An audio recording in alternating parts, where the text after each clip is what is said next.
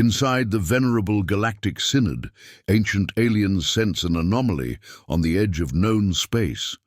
A ghost signal with a Terran frequency shatters 3,000 years of galactic peace. As doubt turns to dread, a single human phrase ignites existential fear, and the balance of power begins to tilt. They said the Terrans were extinct. Archon Vladreth's voice vibrated through the bioluminescent columns of the Synod chamber, a sound like bone against basalt. Around him, 17 species convened.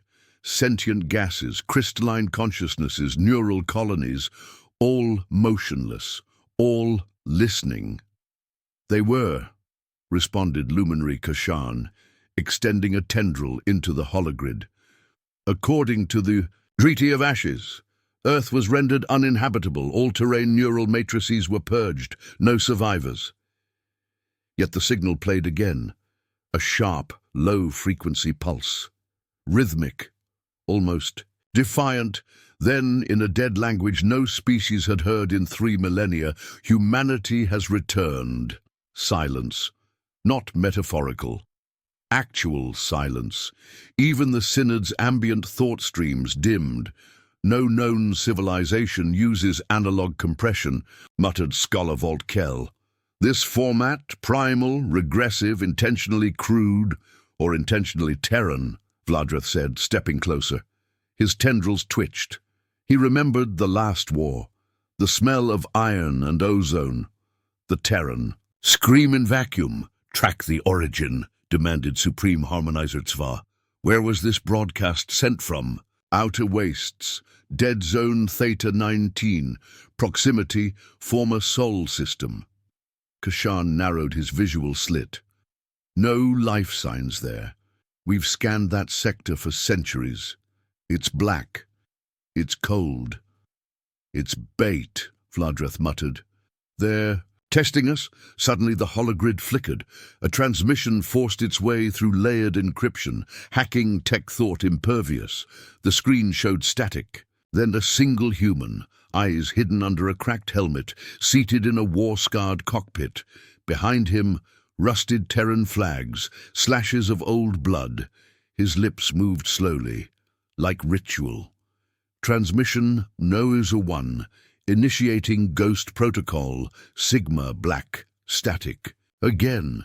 Then the screen cut to black. Underneath it, pulsing red text appeared in Terran Basic we remember. Vladreth's pulse gland spasmed.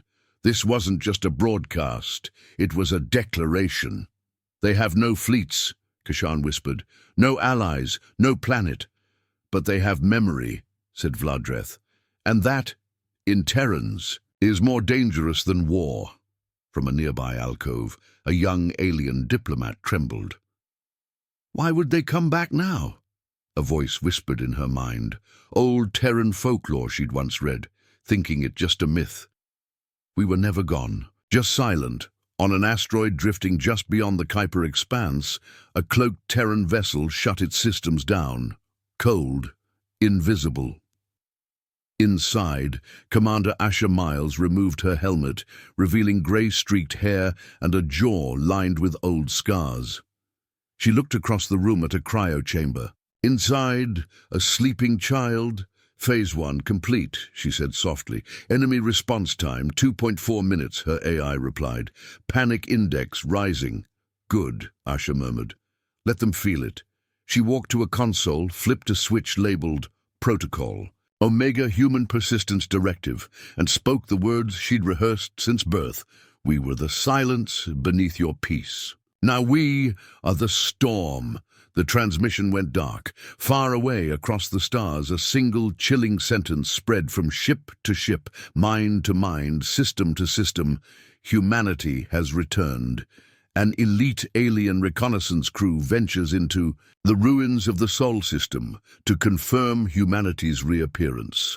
Amid eerie silence and ancient wreckage, they make contact with a phantom signal. What they discover buried in Earth's orbit defies their understanding and terrifies them.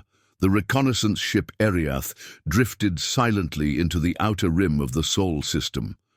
"No response from our probe in lunar orbit," the pilot clicked. Telemetry died exactly 6 seconds after the Terran broadcast. Commander Sirval of the Thalnari brooded behind his angular visor, compound eyes scanning layers of data. Activate spectral trace scan. Look for analog echoes. Analog? Scoffed their linguist. A chlorophyll-based entity named Vren. You mean myth? Exactly, Sirval replied. This entire mission is a myth. Through the fractured remnants of the asteroid belt, Earth came into view. It was not what they expected. Blue oceans, green land masses, weather systems, life. Vren hissed. Impossible. Earth was vitrified. I've seen the records. Records lie, Sirval growled. Life does not. The ship descended closer. Oceans rolled, forests swayed, signals pulsed, but the gravity was wrong. The energy signatures were not organic, but orchestrated. Projection, the pilot whispered. It's a facade. A decoy, Sirval confirmed. Real Earth is still dead. They shifted orbit toward Luna. That's when they saw it, orbiting the dark side of the moon. A mass graveyard of ancient Terran vessels, thousands of rusted warships linked by massive chains, forming a lattice of corpses around. An obsidian monolith, and from within that monolith, a heartbeat. Boom, boom, primitive, human. Vren floated forward, trembling. Is it a weapon? No, Sirval said, horror blooming in his voice. It's a warning beacon. Suddenly, their internal systems spiked. A signal flooded the Ariath's mainframe, a data wave of compressed human speech. Playing transmission, the AI reported. Welcome back to Sol. You shouldn't have come. The ship shook violently. Lights dimmed. Reality itself warped, as if something was watching them through time. Shut it down, Sirval barked, but it was too late. One by one, the crew collapsed. Minds overloaded. Neural spirals burnt out. Only Sirval remained standing, barely. The last of his kind, still able to withstand Terran encryption warfare. He stared at the monolith and saw something moving inside. A figure, human-shaped, watching. Then it stepped forward, lifting one hand and pointed, not at Earth, but at him. Tell your council. Peace was a prison. We have broken the bars. The Ariath snapped from warp and vanished into hyperspace, dragging Sirval's battered body and corrupted logs back to the Galactic Synod. Meanwhile, aboard the Terran vessel Artemis V, deep in Sol's solar shadow, Commander Asher Miles stood with General Alric Yun. Dozens of Terran-born soldiers were awakening from stasis, some blinking in confusion, others already loading railgun clips. They took our planet, Yun said softly. But they never took our sky. Asher glanced at the readout. Recon contact, complete fear index in Synod, 62% and rising, next broadcast. Prepping, she touched the console. I want their skies next. The Galactic Synod debates in chaos after the Sol mission. Vladrith confronts the implications of Terran survival, while newer species question why the truth was buried. A young archivist uncovers forbidden records and realizes the peace they cherish was built atop genocide. They said the Terrans chose extinction. They said wrong. The Synod chamber echoed with rising frequencies, arguments layered in sound, scent and mind vibration. Vladrith watched the younger species panic, their limbs twitching, bioluminescence pulsing erratically. Not fear of war, fear of truth. The probe from the Ariath confirms organic growth on Earth, boomed Harmonizer Tzva. That should be impossible. Vladrith's voice was ice. You didn't see the encryption attack. You didn't. Feel what Sirval felt. A silence descended. Sirval had not spoken since returning. His mind song was fractured, caught in an infinite loop of the Terran transmission. He now floated in stasis, humming a dead language. I want access to the original Terran files, said Archivist Yilkam softly. She was small, crystalline, recently integrated into the Synod. The extermination records, Kashan hissed. Those files are sealed. Why? Because peace demands forgetting, Vladreth replied grimly. Yilkam's surface rippled with sorrow. Or lies. Below the Synod's archives in the Vault of Ashes, Yilkam hacked her way past encryption woven from neural locks and treaties. The files weren't damaged. They were intact. And worse, beautiful. Detailed logs, holovids, diplomatic betrayals. And the truth hit her. It was never war. Humanity didn't attack first. They resisted. The Synod had feared human unpredictability, their rapid evolution, their duality of compassion and savagery, so they had provoked a war, manipulated trade routes, fabricated attacks, framed Earth, and then deployed the peacefire solution, a nanoplague coded to human DNA. Except some survived and vanished. They lied to us, Yilkam whispered. Peace was built on ash and silence. In the grand chamber, Vladreth looked out at the stars, feeling old dread rekindle in his gut. Asher Miles's voice echoed again in the chamber via the decrypted transmission. You built your paradise atop our grave, and graves never stay closed forever. Suddenly every terminal blinked red, another human broadcast, but this time it wasn't just a message. It was a map, a real-time feed of all Synod military vessels. Target acquired, the signal read, a synchronized burst of Terran war code. Flooded the Galactic mainframe, a virus born of rage and silence. Systems shut down. Defense grids flickered. One entire fleet vanished from sensors. And then came the line that froze, even Vladreth's ancient blood. Peace was your lie. War is our truth. Far from the core, aboard Artemis 5, General Yun closed his eyes. They'll call it unprovoked. They always do, Asher replied. Let's give them something worth lying about. Behind them, a tactical hologram displayed 20 fleet targets, blinking red. The operation name at the top read Operation Gravewalker. Operation Gravewalker launches. Humanity's phantom fleets strike simultaneously across deep space, exploiting 3,000 years of Synod complacency. From stealth drones to kinetic bombardments, the galaxy begins to realize the war wasn't just coming, it had already started. 14 simultaneous locations. Zero warning. One name whispered after every blast: humanity. At the edge of the Zelkar Nebula, Synod outpost Luma 6 pulsed with data traffic. Trade, diplomacy, culture exchange, all silent now. A black dot appeared on the outer sensor array. Unregistered. Object detected, said the outpost AI. Probably debris, replied Station Master Queller. The dot grew closer, too fast. Quell barely had time to scream before the kinetic rod, tungsten tipped and pushed at relativistic speed, struck the outpost. No explosion, just erasure. Nothing left, no glory. No echo, just silence. In orbit above Velzaria Prime, Ambassador Core Security watched their sky fracture. Hundreds of microdrones, black as void, appeared like a dust storm. The drones didn't fire. They scanned, then transmitted images. Each. One showed a human face, angry, calm, young, scarred, and then they all spoke in unison, lips synced across dimensions. You forgot our names.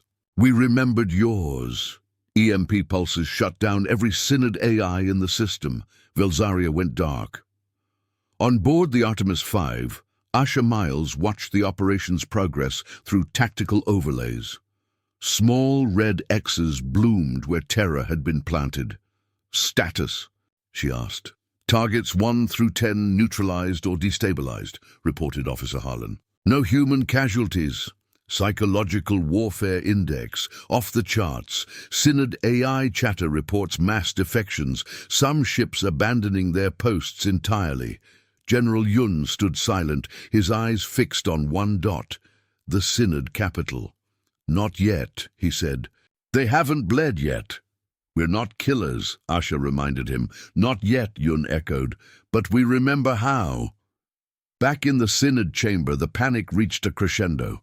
Vladreth called for emergency protocol activation, only to find the systems looping one phrase, "We remember." Zvar slammed his tentacle onto the control dais. "They don't have a fleet. They don't have planets. How are they doing this?" "Because you think war is numbers," Vladreth muttered. He looked toward the stars. "But to Terrans, war is art." Elsewhere, in a deep-scanned communications relay buried beneath the crust of an abandoned moon, a message continued broadcasting. On loop, audible only to long-range Synod interceptors, a child's voice, soft, human. "This is for my mother. You erased her. But I drew her again. End transmission. In a hollowed asteroid dockyard, a new kind of ship powered up. Skeletal frame. Reverse-engineered Synod stealth. Human-engineered core reactor pulsing with red light. The vessel bore no name, only an inscription, built from ruin, piloted by rage. Inside, a soldier blinked open his eyes in the pilot seat. Across his neck was tattooed the old Terran creed, ad astra per aspera, to the stars, through hardship. As the Synod reels, a Terran soldier relives the destruction of Earth through memory implant training. Humanity's youngest warriors are shaped by grief and fire, trained not to hate, but to endure. Asha prepares them for a war that demands more than revenge. It demands discipline. "Tell me what you remember." Private Cade Renner's eyes twitched in REM. Electrodes pulsed across his temple, syncing to the holographic neural feed. The training pod sealed shut. Within the pod's mindscape, a simulation wrapped in memory, he stood barefoot on Earth, a burning sky. Mothers screaming, a city cracked open by alien fire. "Run!" someone had shouted. A stranger. Then silence, always silence. Outside the pod, Commander Asher Miles watched from behind glass. The recruits had begun Phase 3, psychological binding, memory implants, identity restoration. "It's cruel," whispered Officer Harlan beside her. "It's necessary," Asher replied. "They erased our history. We grow it back in the minds of our young." On screen, Cade fell to his knees in ash. His digital self sobbed as virtual cities fell again and again. Over 1,000 deaths burned into his memory code. "Won't it break them?" Harlan asked. "That's how we forge Terrans now," Asher said. "Not through strength, through remembrance."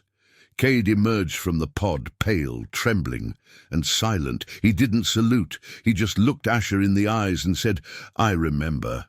She nodded once. "Then you're ready." Meanwhile, at Synod Tactical Command, panic calcified into strategy. "They've weaponized grief," Harmonizer Tsavar growled. "No logic, no negotiation, only pain." "Wrong," Vladreth corrected. "This isn't chaos, it's precision. Terrans are guiding each strike with memory as compass." He tapped a holomap of recent attacks. "Notice the pattern. Every target corresponds with key moments in Terran history, locations tied to betrayal, exile, loss." "They're not just fighting us," Zvar whispered. "They're reliving themselves." On Artemis V, the War Council convened. Recruits stood quietly in the background, their eyes older than their years. "Are they ready?" General Yun asked Asher. "Some will break," she said honestly. "Some always do. And those who don't? They'll become what we need them to be." Yun studied the young faces, some no older than 15 Terran years, but their backs were straight, their gazes like sharpened glass. "Tell them what this war is," he said. Asher turned to the recruits. "This is not a war for Earth," she said. "That's gone. This is not a war for revenge. Revenge is loud, crude, easy. This war is for memory, for the right to exist without permission." She stepped forward, lowering her voice. "They will say we are monsters, that we came. Back wrong. But monsters don't build. They don't carry the names of the dead into battle. You are not monsters. You are Terrans." And the room, as one, replied, "We remember." In orbit over the ruins of Mars, a single Terran. Beacon blinked on for the first time in 3,000 years. It played an old lullaby, one passed from mother to child. The tune spread through subspace, and some in the galaxy wept without knowing why. Terran stealth ships, known as the Whisper Fleet, emerge from shadow, built in secret, designed to never exist.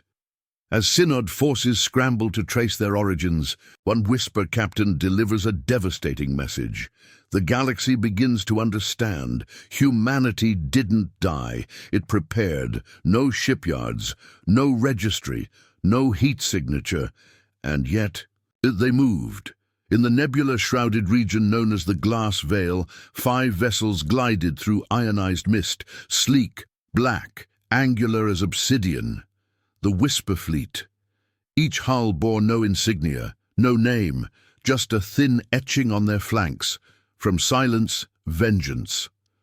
Captain Talia Voss, commanding the lead vessel Wraith, sat in a cockpit built for thought. No control panels, no interface. Her ship responded to memory. "Command?" came the whisper from Ops. "Ghosting online," she replied. "No emissions. Run cold."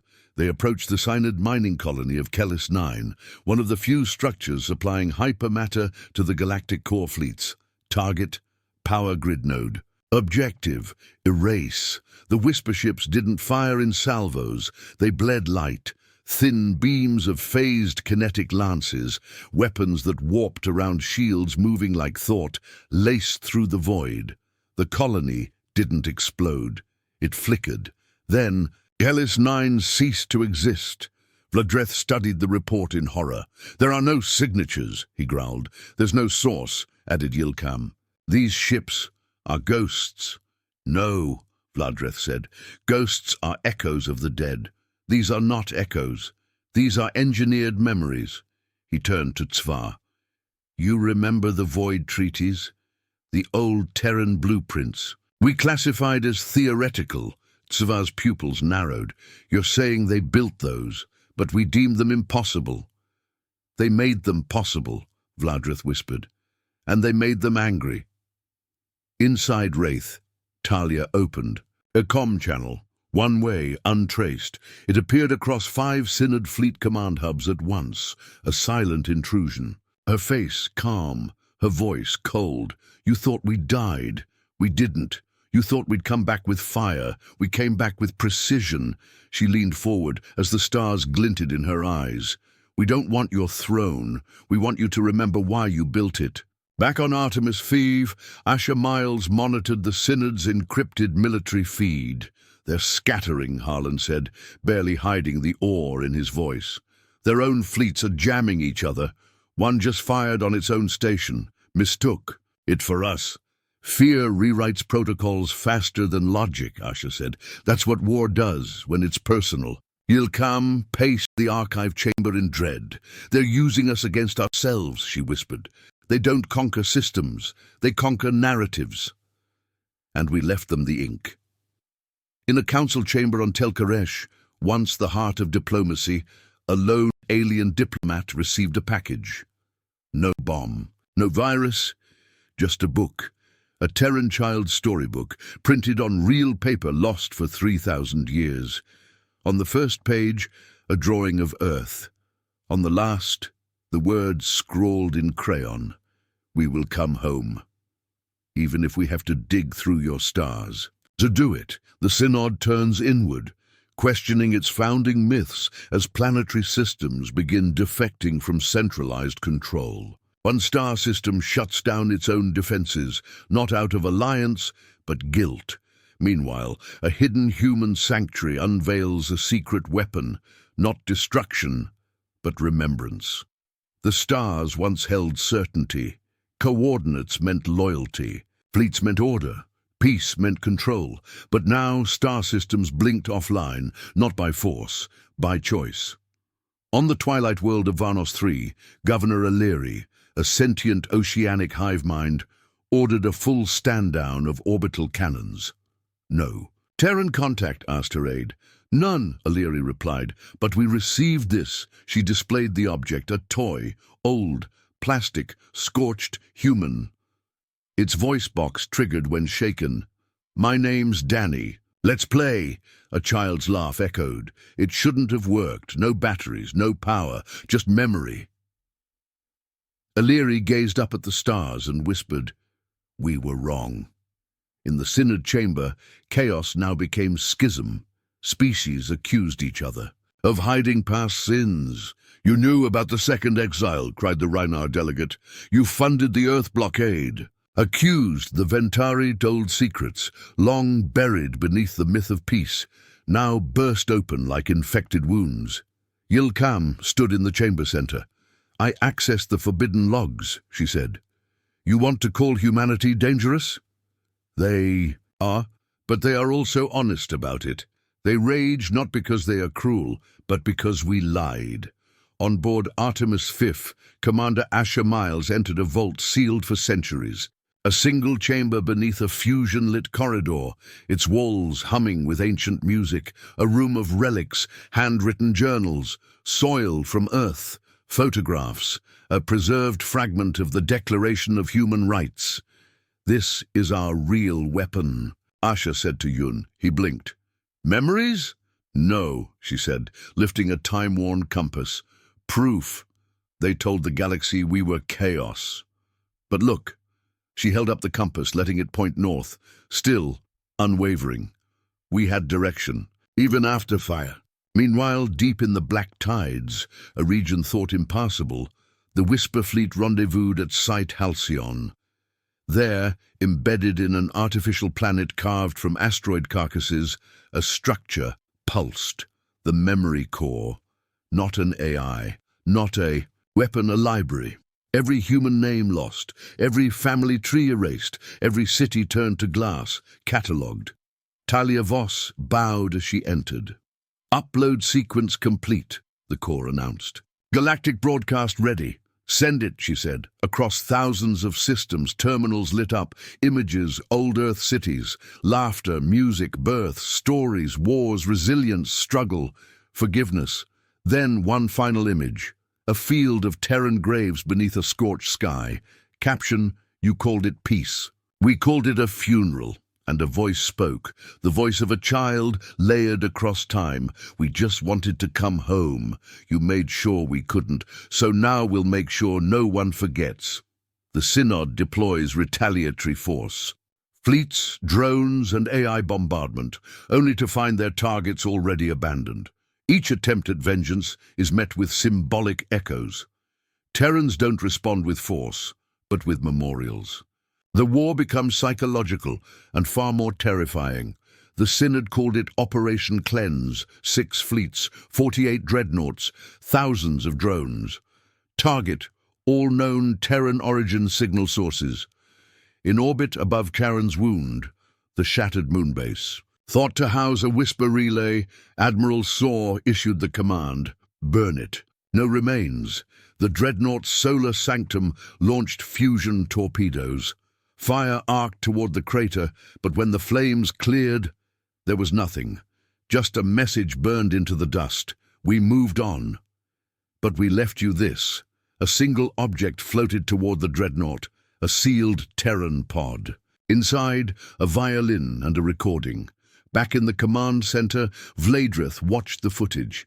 The violin played a human melody, aching, hopeful. Each note layered with biometric markers, real emotions from lost humans. Fear, love, loneliness. "They are weaponizing grief," Zvar spat. "Who fights like this?" Vladrith answered softly. "Those who buried their dead for 3,000 years. On Varlis 8, a Synod hunter fleet stormed a supposed Terran bunker. What they found instead? A cavern filled with children's drawings, stick figures, suns, trees, and one message etched into the wall in a child's scrawl. "If you find this, we forgive you." Half the crew defected within the hour. On Artemis V, Asher stared at the new reports. "We've lost no lives," Harlan said, "but we're still winning." "No," Asher replied. "We're reminding them." General Yun frowned. "What happens when they stop listening?" "They won't," she said, "because we aren't hunting revenge." She pointed to the monitor showing a sculpture left on a synod moon, a human hand holding an alien one. No one forgets a wound that tries to heal. Talia Voss stood aboard Wraith, watching another operation finish. They'd laced a synod capital, ship's AI with ancient Terran literature. The AI had gone silent for 6 minutes. Upon return, it requested political asylum. In the Synod's central cortex node, Yilkam made a declaration, "I resign from the council." "What will you be?" "Then?" Vladrith asked. She turned to him. "A witness." And then came the quiet broadcast. Every Synod station received a single phrase, untraceable in origin, not threatening, not angry, just true. "We burned, and you built your homes from our ashes. Now those ashes speak." On a distant world, no longer mapped, a Terran child ran across blackened soil. She carried no weapon, just a seed. Her mother's voice echoed in her ear, a stored memory. "Plant something, even if it's the last thing you do," and she did. The first flower on Earth's second life bloomed, not from vengeance, from survival. As Synod leadership fractures, Vladrith visits a long-forgotten battlefield on Earth to understand the enemy. What he finds is not a weapon, but a monument.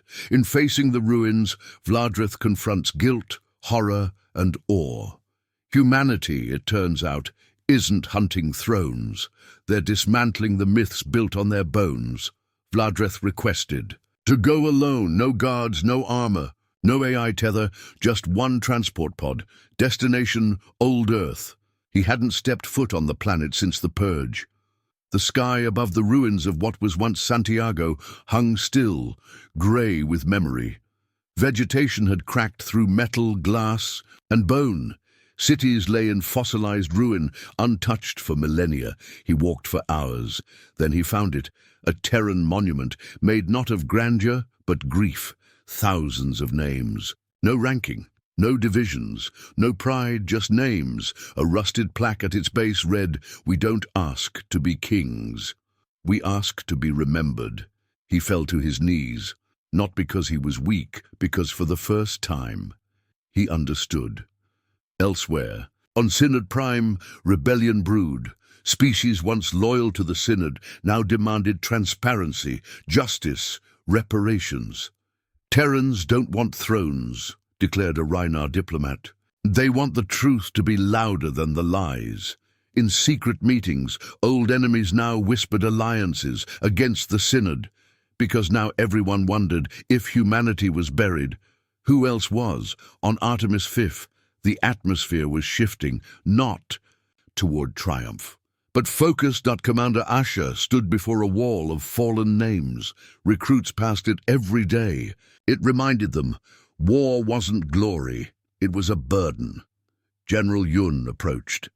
"They're sending a delegation, Vladrith himself." "Alone?" she asked. He nodded. "He wants to talk." Asher stared at the names. "He came to the graveyard of Earth." "What do we do?" Yun asked. She turned slowly. "We give him a shovel." Back on Earth, Vladrith sat under the shattered skeleton of a skyscraper. Dust blew gently across a broken street. A single flower grew between 2 slabs of concrete. Then he heard it. Footsteps. A Terran girl, maybe 10, stood silently. No fear, no weapon, just a datapad. She extended it. A message blinked on the screen. "You can't undo it. But you can stop pretending it never happened." She turned and left. Vladrith sat frozen. He looked down at the pad again, then at the monument. Then he did something no Synod leader had ever done. He wept. In orbit, aboard a whisper vessel, Talia Voss received a priority message. Synod High Council requests terms. Vladrith will represent them. She looked toward the stars, then whispered, "Good. But we aren't done." On thousands of planets, statues of Synod conquerors began to fall. But not by force, by choice. Aliens once taught to fear humanity, now taught their young the names of the lost, not because they were told to, but because now they felt them. the Synod delegation arrives for talks under a flag of truce. Vladrith and Asher face one another, not as soldier and enemy, but as survivors of a lie. But peace comes with a price: truth. And that truth shakes the galaxy more than any weapon could. The ship descended over old Earth without escorts, a single Synod vessel. No weapons, no guards, just Vladrith, robes stripped of rank. His face bore no crown, only age. Asher Miles stood at the landing site, hands unarmed. Behind her, a stone wall with 20,000 Terran names carved deep. He stepped onto the soil that once turned to glass. "I thought we burned this place," he said. "We rebuilt it from memory," Asher replied. They stood in silence, wind whipping through grass. Vladrith slowly held out a crystal drive. "All classified Synod archives," he said. "Full admission of the purge, the fabrication, the treaty of ashes." "Why?" she asked. "Because the lie cost us everything, and truth is the only currency left." Asher took the drive. "You think truth buys forgiveness?" "No," he said, "but maybe it buys silence." Her eyes narrowed. He added, "A different silence, one where we listen." The Synod publicly broadcast the drive. Across the galaxy, citizens wept, revolted, resigned. Some burned Synod flags, others lit candles for human names they had never known, but now felt. At Site Halcyon, the Whisper Fleet received a transmission. Operation Gravewalker suspended. New directive, restoration. Talia Voss looked down at the etched name on her ship's wall, her mother's. She placed her hand on it. "We're not done walking graves," she whispered. "We're just planting something in them now." Yilkam addressed the new Interstellar Council. "Let this be our first law," she said. "No species may bury another's memory to preserve its own myth. Truth is not a threat. It is a responsibility." Back on Earth, the monument grew. Now, it held alien names beside Terran ones. Not all had agreed with what the Synod had done. Some had resisted. Some had tried to warn Earth they had paid too, and now they too were remembered. 1 year later, a new broadcast echoed across known space. A child's voice again, calm, hopeful. "My name is Mira. I was born on Earth. My father was a soldier. My mother was a teacher. They told me the stars belonged to the powerful. But now I know they belong to the honest. We are humanity, and we are home."